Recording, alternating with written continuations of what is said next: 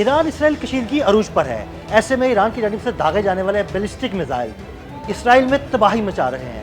ایسے میں سوال پیدا ہوتا ہے کہ یہ بیلسٹک میزائلز بغیر پروں کے تقریباً 2000 کلومیٹر کا سفر کیسے کر لیتے ہیں؟ آئیے اس سوال کا جواب جاننے کی کوشش کرتے ہیں.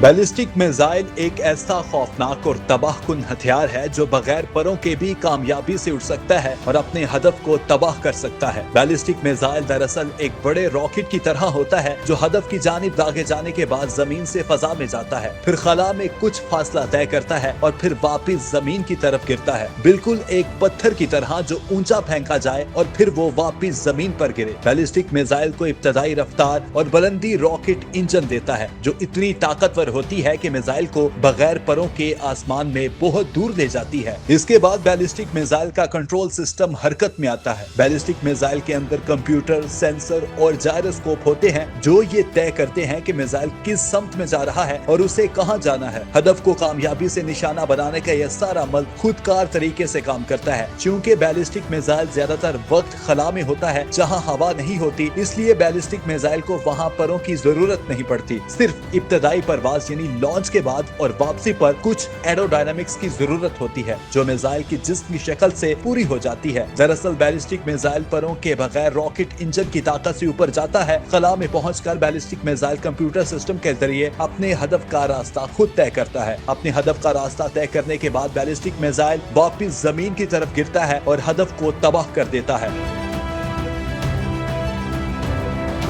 بیلسٹک میزائل کی خاصیت یہ ہے کہ یہ ہر قسم کا دھماکہ خیز مواد لے جانے کی صلاحیت رکھتے ہیں اور 500 کلومیٹر سے 5500 سے زیادہ کلومیٹر تک اپنے ہدف کو نشانہ بنا سکتے ہیں. کم ممالک کے پاس بیلسٹک میزائل کی ٹیکنالوجی ہے. ہر ملک کے پاس یہ میزائل مختلف رینج کے ہوتے ہیں لیکن ٹیکنالوجی تمام ممالک کے پاس تقریباً ایک جیسی ہے. اس میں ballistic missile medium range, short range, intermediate range اور انٹر کانٹیننٹل بیلسٹک میزائل ہوتا ہے. اگر روایتی ہتھیاروں کے لیے بیلسٹک میزائل استعمال ہوتے ہیں تو اس پر زیادہ لاگت آتی ہے. بیلسٹک میزائل زیادہ تر روایتی کے علاوہ غیر روایتی یعنی جوہری ہتھیار بھی لے جا سکتے ہیں اور یہ بیک وقت کئی مقامات کو نشانہ بنانے کے لیے بھی استعمال ہوتے ہیں. بیلسٹک میزائل کروز میزائلوں کی طرح ہدف کو انتہائی ٹھیک ٹھاک نشانہ تو نہیں بنا سکتے مگر اس کے باوجود خاصی درستگی سے ہدف تک پہنچ سکتے ہیں.